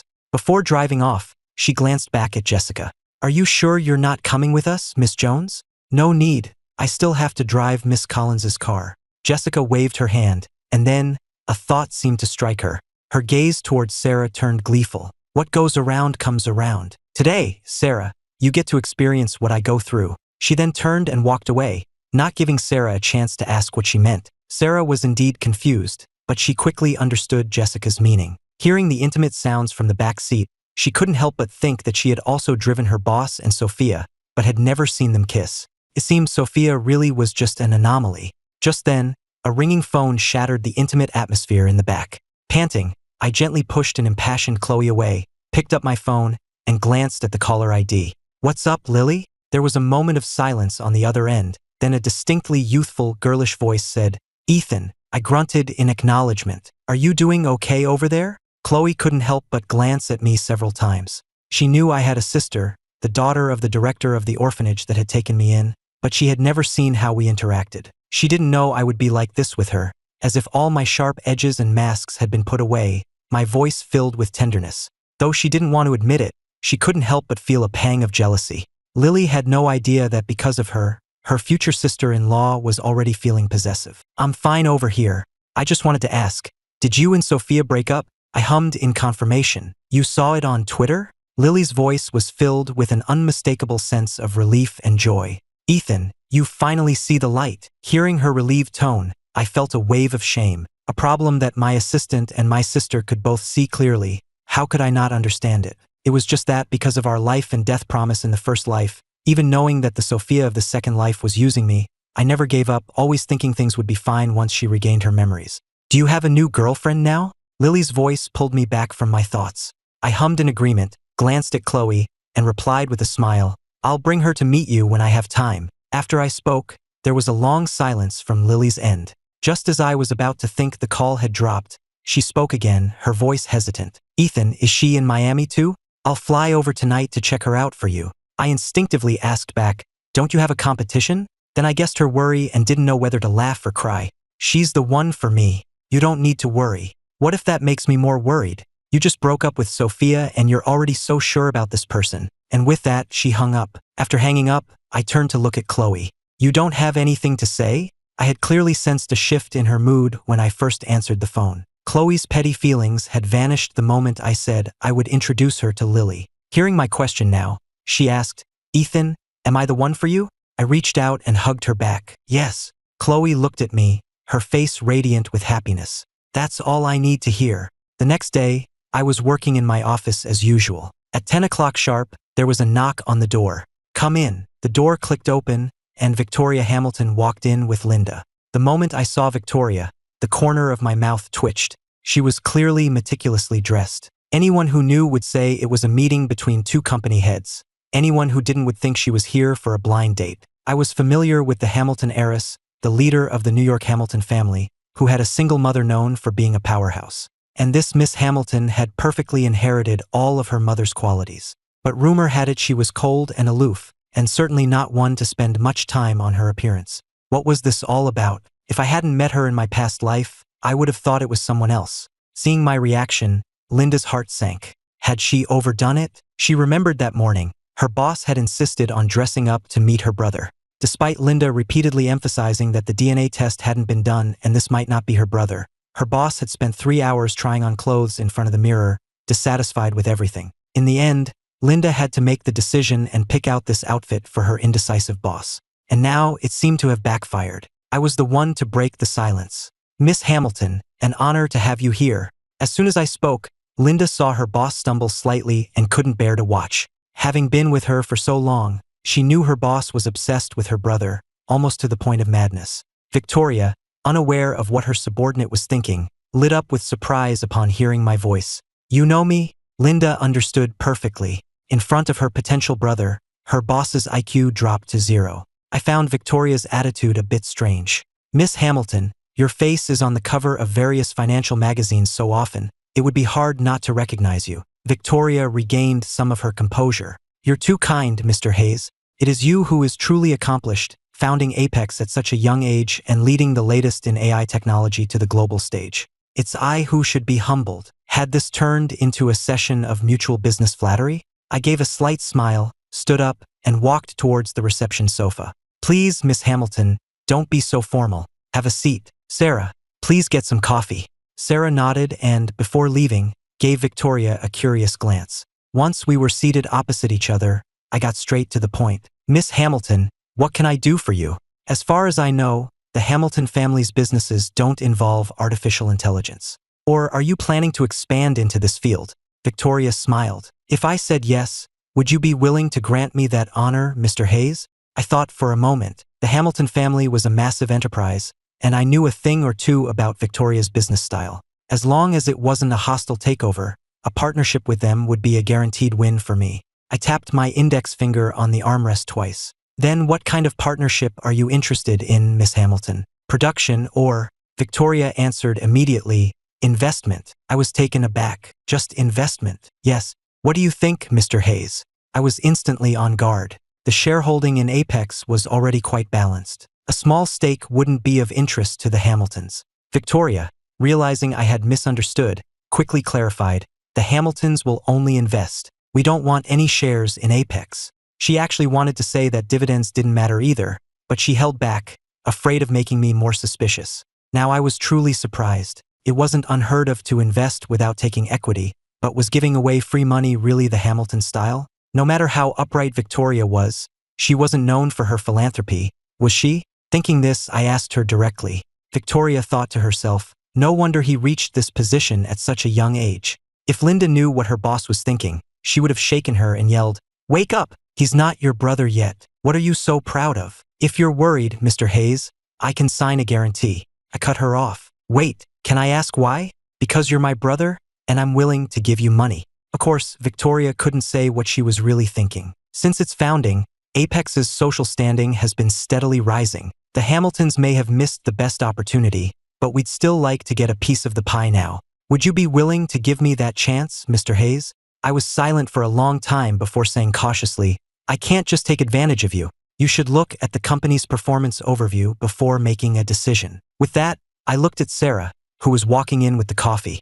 Bring me the company's recent development summary. Sarah nodded. After taking the file from Sarah, I was about to hand it to Victoria when she stood up, walked around the coffee table, and sat down next to me, as if she intended to look at it with me. Since you're being so considerate, Mr. Hayes, it would be rude of me to refuse. I stiffened. The strange feeling I'd had since she arrived intensified. Did she really need to sit next to me to look at a file? What was wrong with this woman? Victoria pointed to a section. Mr. Hayes, could you explain this part to me?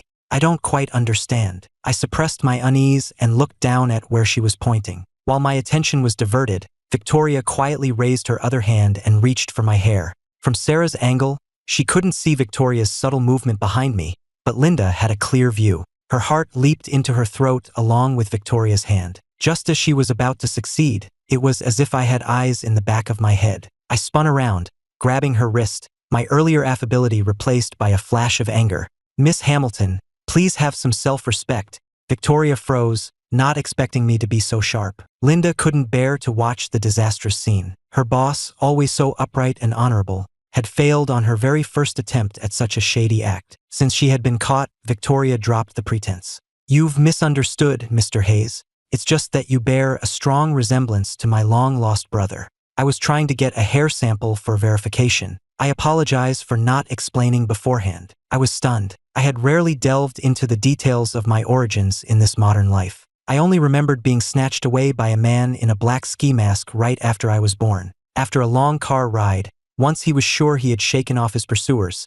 The man whose face I couldn't see covered my nose and mouth, trying to suffocate me. The man probably never imagined that a newborn could have the mind of an adult, knowing how to hold its breath and play dead. When he felt the baby's struggles cease and its breathing stop, he tossed me into the bushes by the roadside. I waited quietly for the kidnappers to leave. When I sensed a passerby, I started crying loudly to attract attention, and that's when I was found by the woman who would later become the director of the orphanage that raised me. Looking back, if I hadn't been born with the memories of my 2 previous lives and been able to cleverly protect myself at that critical moment, I would have died at birth in this life. I don't blame my family in this life for not protecting me. After all, no one could have anticipated something like that happening. But because I needed to find Sophia, and I was afraid that being a child under the care of relatives would make it inconvenient to act with an adult mind, I never considered searching for my family.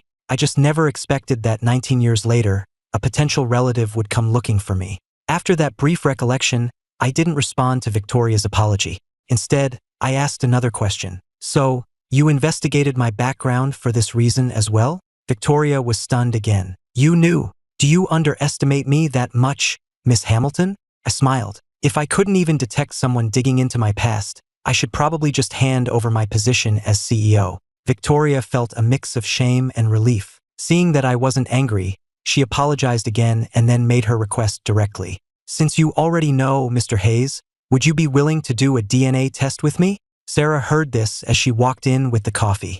As she set it down, her eyes darted back and forth between her boss's face and Victoria's. She wasn't sure if it was just her imagination, but they did seem to resemble each other. My gaze fell on the swirling surface of the coffee as I tapped my fingers on the armrest. Seeing me hesitate, Victoria grew anxious. Mr. Hayes, our entire family is heartbroken and filled with guilt over my little brother's disappearance. But so much happened so suddenly back then. Not only was my newborn brother kidnapped, but our father also vanished.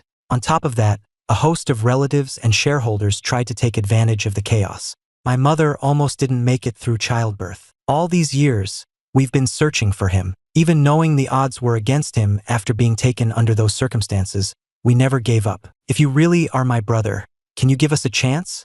We know you must have suffered a lot, and we will do everything to make it up to you. By the end, her voice was pleading. It's true, Mr. Hayes, Linda added. The 3 sisters have been nearly driven mad with worry for their brother. And Mrs. Hamilton, though she's usually quiet, often spends entire days in the room she prepared for the young master.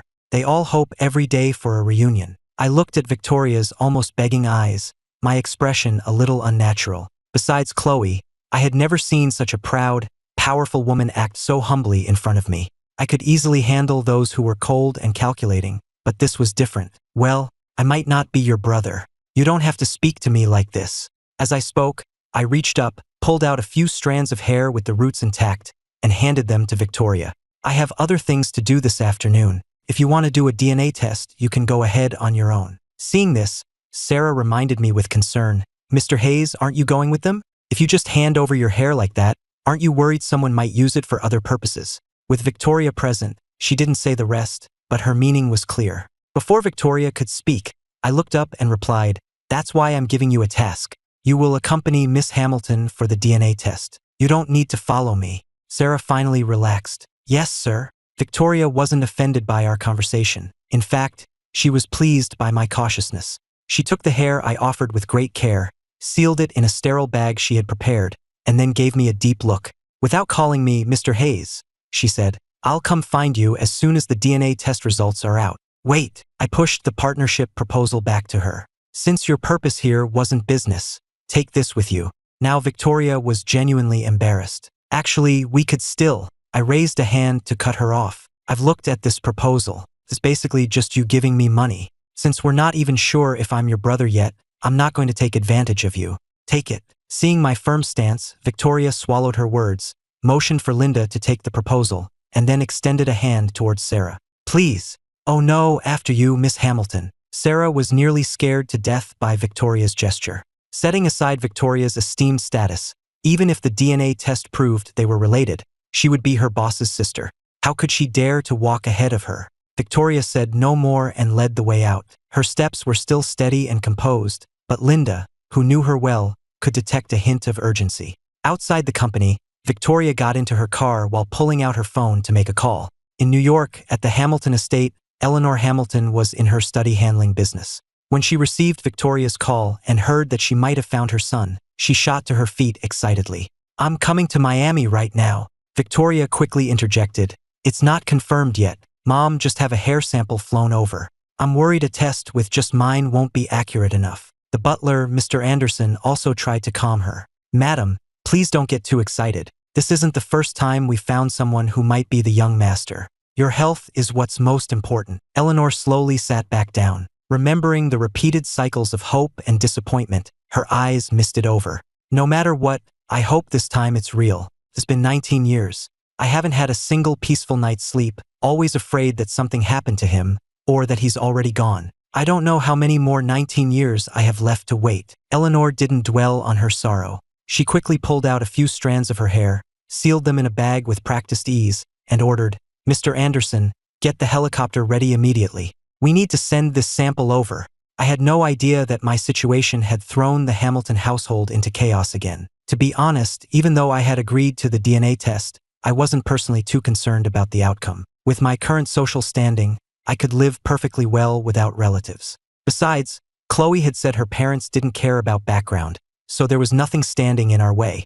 Pushing these thoughts aside, I took out the invitation from the Peterson family that I had received a few days ago and made a call. Before long, a blonde, blue-eyed woman wearing sunglasses walked in, carrying several shopping bags. "Darling, did you miss me?" I glanced at her. "Cut the crap and give me the clothes and shoes." The woman wasn't annoyed at all. Instead, she grinned. "As you wish." The woman before me was none other than Diana, the internationally renowned stylist known as the Hand of God, who currently worked at Starlight Entertainment. As the godmother of entertainment styling, even A-list celebrities had to wait in line for her services, and even then, it depended on her mood. Yet, for me, she was always available. While I was in the changing room putting on my suit, Diana munched on an apple and said indistinctly, "I just got back from a business trip and heard you became a shareholder in our company. What? Are you planning to be my sugar daddy now?" I ignored her. Diana didn't mind and continued talking to herself. "I heard you broke up with Miss Reed? Congratulations. So, are you going to consider me next?" I shot her a look. "I already have a girlfriend, thank you." Diana acted as if she had discovered a huge secret. "You really cheated? I thought that idiot Leo was just slandering you." "Well done. So who's the new girlfriend?" "Enough joking around." I walked to my desk and sat down. "Can we start on the styling now?"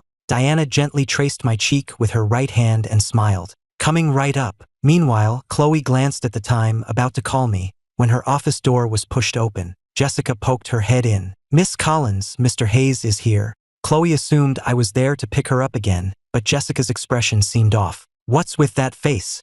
Her voice trailed off the moment she saw me step through the door. My handsome styling made her breath catch, and she stared at me, speechless, for a long moment. I walked to her side and leaned on her desk with both hands. "Cat got your tongue." Chloe closed her eyes, her chest rising and falling rapidly. She blushed and asked, "Where are you going?" I was a bit surprised. "Didn't you get an invitation from the Peterson family?" "I did, but..." She paused, then pressed the intercom and ordered, "Postpone tonight's conference call to tomorrow." Jessica exclaimed, "Miss Collins, that's an international conference call. We've been preparing for it for over a month." Chloe was about to say more, but I cut her off. "If you have work, you don't have to go." I wasn't keen on attending this kind of banquet anyway, but Mr. Peterson helped me out when I was starting the company, so I have to show him some respect. Chloe's tone was tinged with jealousy. "You're going to a banquet all by yourself, looking this handsome? You'll have all the heiresses swooning." "I'm going with you." I glanced at her. "Don't be willful." Chloe grabbed my finger and bit it playfully, though not hard enough to hurt. "I'll come find you after my meeting. Call me if anything happens." Night fell, and the city lights began to glow.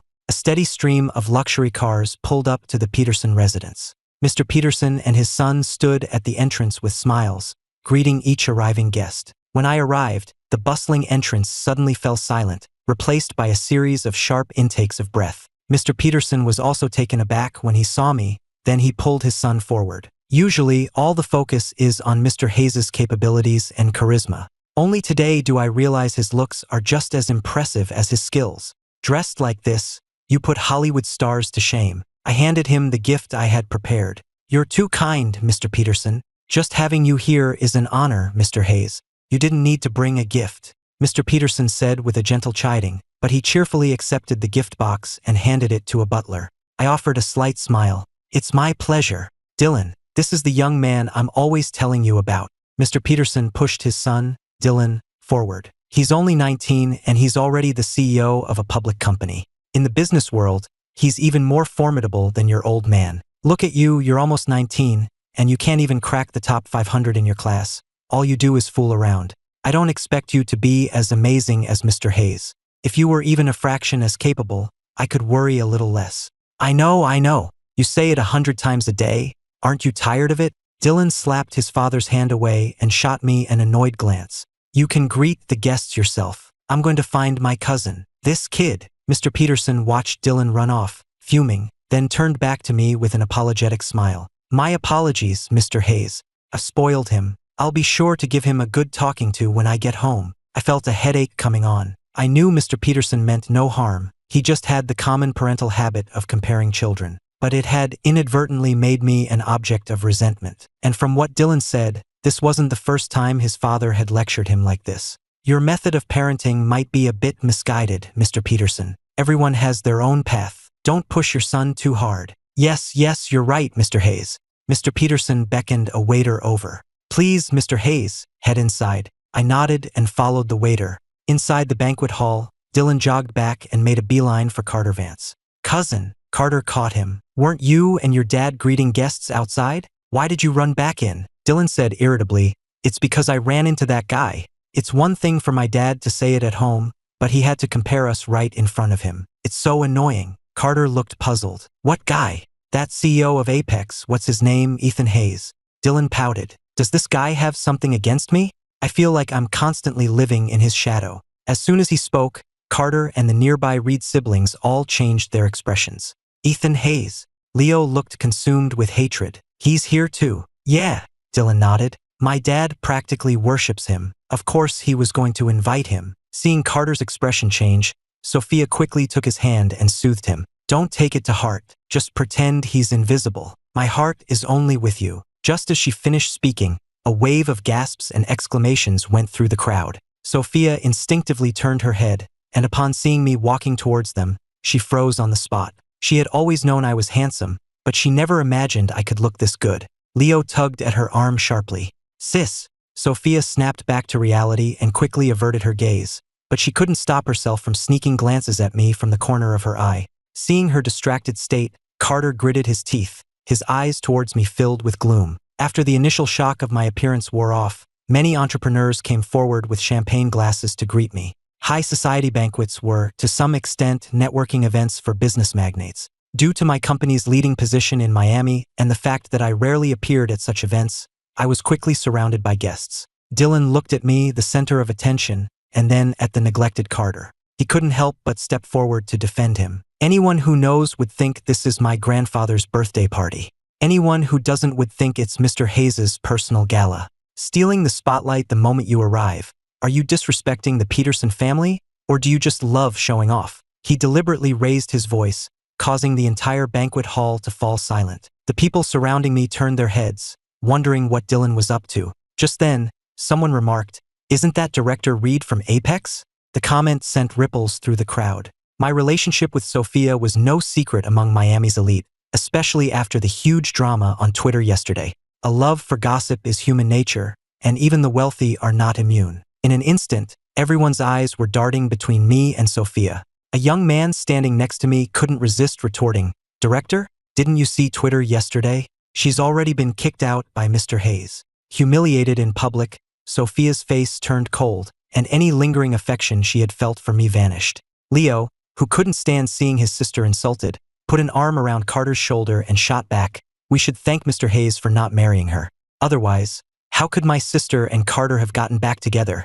His action and words drew everyone's attention to Carter. Someone couldn't help but ask curiously, And who is this? You mean my cousin? Dylan immediately stepped forward to introduce him. This is Carter Vance, from the Vance family of New York. The Vance family, one of the 10 great families of New York? Someone exclaimed. Who else? Dylan gave the person a look that said, Obviously.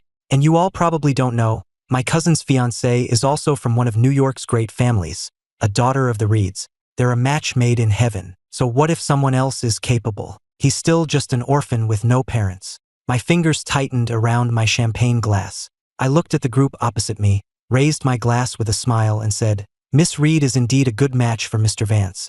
After all, an illegitimate daughter is still a Reed. As soon as I spoke, a wave of murmurs went through the hall. The elite cared most about bloodlines.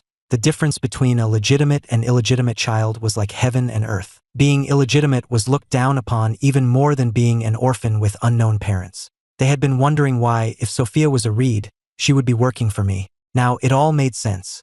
Sophia looked as if she had been slapped. How could you? The curve of my lips widened. Am I wrong? Leo, his eyes red, was about to charge at me but was held back by Dylan. He was, after all, still mindful that this was his family's party and didn't want things to get out of control. After all, his father was still outside. Mr. Hayes, slandering an ex is not a sign of good character. Carter stepped forward with an air of magnanimity. I know you're not over Sophia, but since you two have separated, you should leave each other with a little dignity, don't you think? Mr. Vance, you truly live up to your family's reputation. Your composure is admirable. My smile didn't falter. But if I recall correctly, I haven't initiated any trouble since I arrived. When Mr. Peterson was fighting your battles and insulting me, what were you doing? Why didn't you remind him to maintain his good character? Carter's face stiffened. That's enough. Dylan shielded Carter. I think being a CEO is a waste of your talents, Mr. Hayes. With a mouth like that, you could be a stand-up comedian. But don't you think you look a bit like you're lashing out in anger? Or is it like my cousin said, you still have feelings for my future sister-in-law? Then, as if a thought struck him, he tapped his chin. I heard you have a new girlfriend, Mr. Hayes. Why didn't you bring her this time? Dylan assumed my so-called girlfriend was either fake or far inferior to Sophia, and he cleverly waited for me to be embarrassed, not noticing the sudden change in the Reed siblings' expressions. I looked at Dylan with a half-smile, pretending not to understand the implication. She had something to do and couldn't make it. Couldn't make it, or couldn't be shown in public? My ambiguous attitude only fueled Dylan's arrogance. Even a busy man like you could find the time, but your new flame couldn't? Couldn't be shown in public? I savored the phrase and couldn't help but laugh. It seems you know more about my girlfriend's status than I do, Mr. Peterson. Stop pretending. If she's presentable, then bring her here. My laughter annoyed Dylan, and he dropped the pretense. I heard you used to take Sophia everywhere. Why are you hiding your new girlfriend now? Even if my future sister-in-law is illegitimate, she's still from a great family. Don't tell me you were so heartbroken that you've started to lower your standards. As he spoke, everyone in the room turned to look at me. Having watched the drama unfold, they were also curious about my new girlfriend, especially since my behavior did seem a bit secretive. Just then, the sound of high heels clicking on the floor came from the entrance, accompanied by a woman's voice, holding back laughter. Miss, someone just said that Mr. Hayes is lowering his standards by being with you. Hearing this voice, most of the guests were stunned, while the Reed siblings turned pale. Chloe walked up to me as if no one else existed, took my arm, and said with a pitiful expression, "You're being provoked like this and you still won't even mention my name. Am I really that unpresentable?" I stared at her, stunned. "Why are you here so early? Is your meeting over?" Chloe glanced at the crowd. "The meeting can be postponed. If my boyfriend is being bullied, I'm afraid I might not be able to control myself and end up burying everyone here." If anyone else had said that, the crowd would have scoffed. But this was Chloe Collins. The moment Chloe walked in, the guests were unsettled. Since she was managing her family's branch in the city, most of the business owners present had seen her face before. But who could have told them that the girlfriend they thought Ethan was hiding was Chloe Collins? And her attitude towards him was simply jaw-dropping. After a long silence, the hall erupted. Mr. Hayes' girlfriend is Chloe Collins. He really kept that under wraps. I thought someone like Miss Collins would be aloof even in a relationship, but look at her attitude with Mr. Hayes.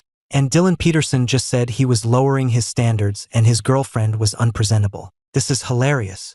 Can an illegitimate daughter of the Reeds even compare to the heiress of the Collins family? Sophia, being compared, looked beyond awful, but she couldn't say a single word in her defense. Before, she could use my affection for her to act superior in front of Chloe. Now, without me, she realized she was nothing in her presence. Dylan's face was also a mixture of green and white, but mostly filled with disbelief. Even more shocked than him was Carter Vance, who had been quiet for a while. Outsiders only knew of the 10 great families of New York, but no one understood what the Collins family represented better than him, someone who grew up in that world. The higher a family was ranked, the greater the gap between them and the rest. Among the 10 families, only the Hamiltons could compete with the Collinses. Even the third-ranked Kennedy family was leagues below those two. Moreover, Chloe was the cherished, late-born daughter of the Collins patriarch, doted on by the entire family. A person like that was someone he wouldn't even dare to dream of. While everyone was lost in their own thoughts, Leo suddenly let out a cold laugh. You don't really think just being together means they'll get a happy ending, do you? The guests were taken aback and all turned to look at me. Even the Vance family cares about a daughter-in-law's background. You think the Collins family, the #1 family, doesn't care about lineage? Leo looked at me sarcastically and continued, You think the Collins family would accept someone from an orphanage? At his words, many in the crowd silently agreed, though few dared to show it with Chloe and me present. Only the fearless Dylan chimed in, Exactly. You should know your place. What's the point of winning her over if her parents don't approve? You'll never be part of the family. You two seem to know my parents better than I do. Chloe was smiling, but there was no warmth in her eyes. Whether I get married or not is one thing, but for you two to dare speak like this in front of me, do you have a death wish? Leo and Dylan both flinched. What are you going to do? Chloe frowned and ordered, Slap them. Yes, ma'am. Jessica received the order and immediately led her men forward to grab Leo and Dylan. The sharp sounds of slapping echoed through the hall. When the crisp, loud slaps rang out, everyone was too stunned to react. It wasn't until Leo's pained cries were heard that Sophia finally pushed through the crowd. What are you doing? Jessica's usual casual demeanor was gone, her gaze as sharp as a newly honed blade. Miss Reed, your brother can't control his mouth, so he deserves to be taught a lesson. If you interfere, it won't just be his face that suffers. Understand? Sophia clenched her fists, her eyes bloodshot. It wasn't that she was particularly worried about Leo. It was that Chloe's actions were a direct and public humiliation to her. In contrast to Sophia's struggle, Carter stood aside, trying to make himself invisible, as if he couldn't hear Dylan's screams. For a moment, no one in the banquet hall dared to breathe, the only sounds being the slapping and the two men's cries. The slapping only stopped when both their faces were swollen, and an angry shout came from the entrance. What are you doing? At my signal, Chloe had her people stop. Dylan, his eyes swollen from crying, saw Mr. Peterson and threw himself into his arms. Dad, they hit me. They dared to hit me in our own house. You have to get revenge for me. No matter how timid Mr. Peterson usually was, seeing his son's face swollen like a pig's ignited his temper. Miss Collins, you must give me an explanation for this. Chloe's expression was calm. Instead of asking me for an explanation, why don't you ask your dear son what he just said? Mr. Peterson looked at Chloe's intimate posture with me, then turned a suspicious eye on Dylan. He had known about our relationship when Chloe arrived, and he still remembered Dylan's tantrum at the door. If his son had said something he shouldn't have in front of Chloe, he probably wouldn't be able to protect him. Dylan felt a pang of guilt, but he couldn't swallow his anger. With his father present, he shouted defiantly, No matter what I said, she has no right to do this to me. And was I wrong? Ethan is from an orphanage. He's not worthy of being the Collins family's son-in-law. Mr. Peterson's vision went black when he heard this. But before he could react, a cold, indifferent female voice came from the entrance. If a young master of the Hamilton family isn't worthy of the Collins family, then pray tell, who is?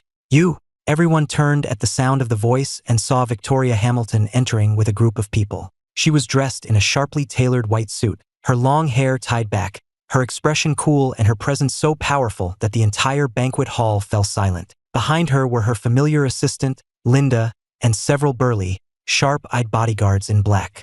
Victoria's gaze swept across the room, finally landing on Dylan's face, which was twisted in astonishment. Her red lips parted as she repeated her shocking question. If a young master of the Hamilton family isn't worthy of the Collins family, then pray tell, who is? You. The entire hall was utterly silent, so quiet you could hear people breathing. The Hamiltons, the New York family that was on par with the Collinses, and in some areas, even surpassed them. Dylan's face went from green to white, then to a deathly gray. He stammered, pointing at me.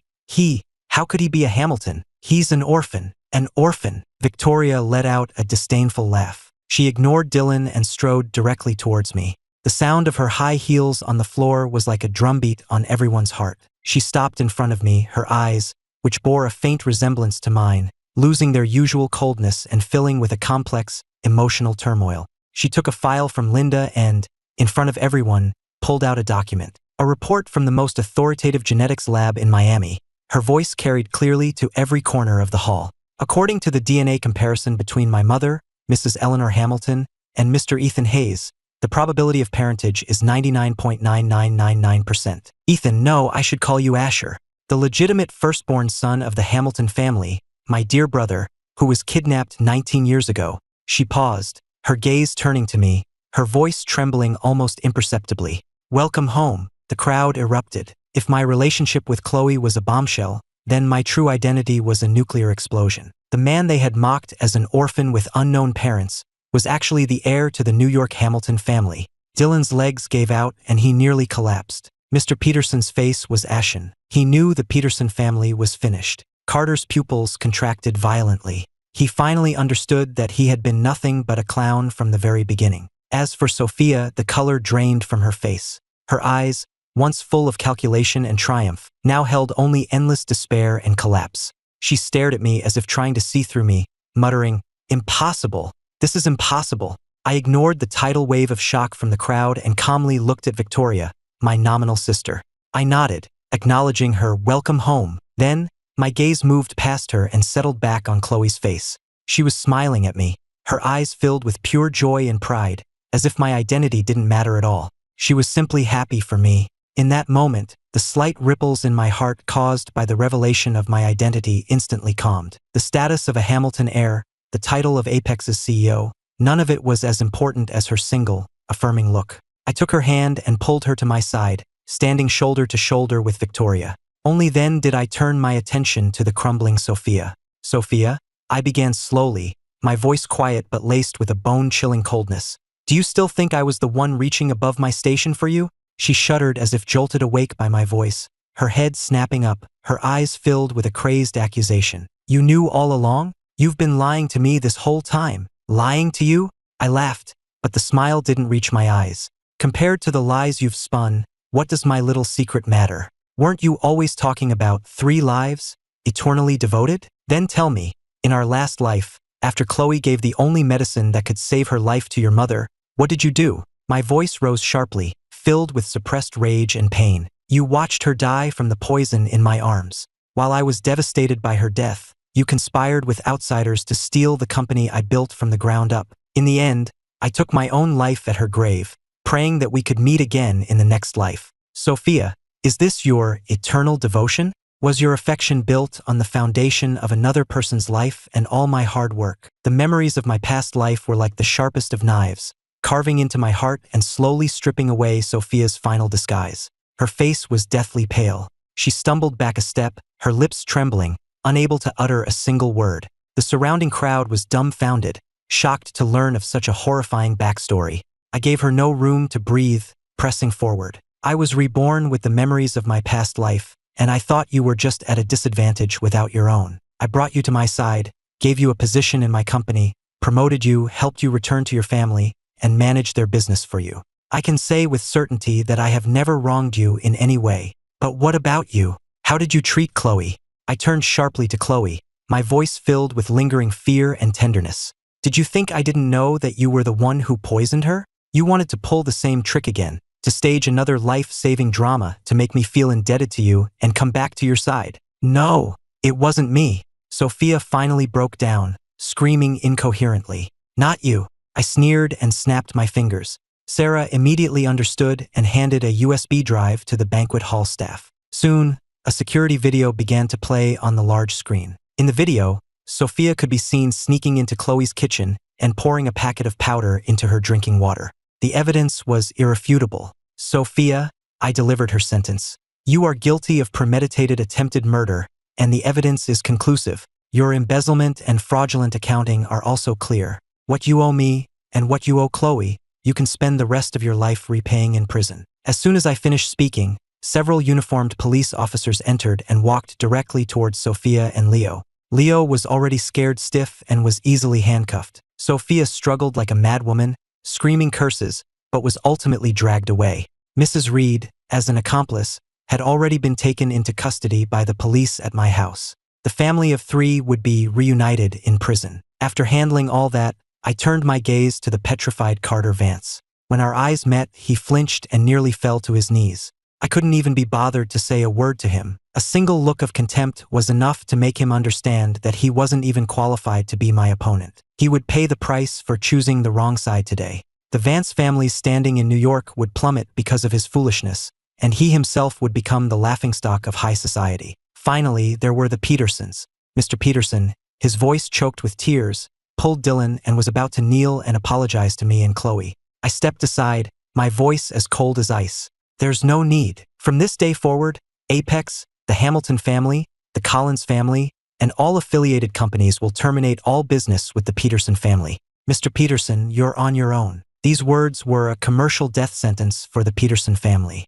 Mr. Peterson's vision went black, and he fainted. The party ended on a sour note, but the scandal swept through high society at an even faster pace. In the days that followed, everything went as I had predicted. Sophia, Leo, and Mrs. Reed were convicted on multiple charges and sentenced to life in prison. Carter Vance's reputation was ruined, and the Vance family, under the combined pressure of our three families, was quickly removed from the list of New York's great families, reduced to a third-rate clan. The Peterson family went bankrupt, and the father and son fell from grace overnight, paying a heavy price for their ignorance and arrogance.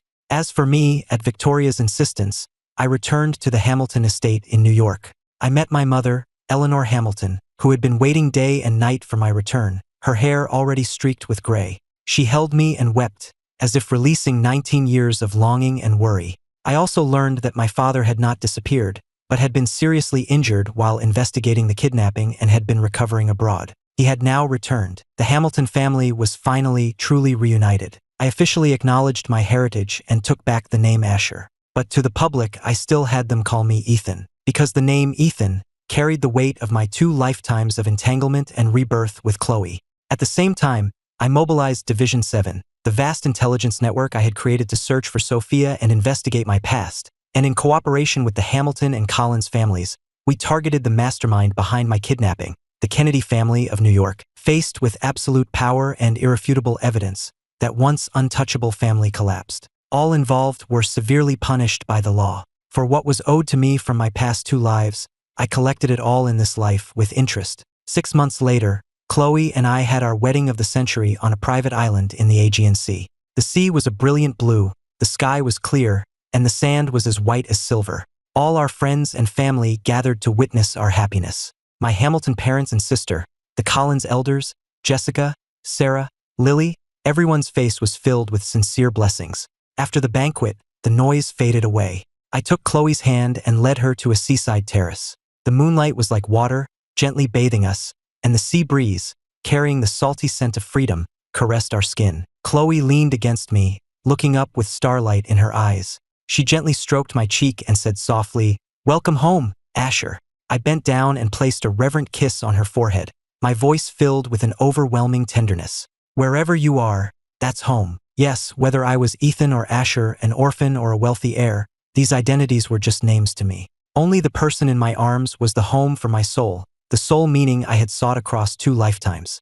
I cupped her face, looking into her eyes, which were more beautiful than the stars. The memory of her cold body in my arms in my past life intertwined with the warmth and vitality of her presence now, filling my heart with the ecstatic joy and gratitude of having found what was lost. "Chloe," I said, my voice hoarse, promising each word, "in this life, I will never let you suffer the slightest grievance. I will spend the rest of my life loving you, protecting you, and cherishing you." Her eyes reddened slightly. She smiled, nodded, and stood on her toes. I could no longer hold back and lowered my head to kiss her soft lips. This kiss held none of the despair and resentment of the past, none of the testing and suspicion of the present. It was only pure love and the promise of a life together. The sound of the waves seemed to be singing an eternal love song just for us. 3 lives, 3 worlds, eternally devoted. It turned out, the one I had been searching for all along was always her. And thankfully, in this life I didn't miss her again.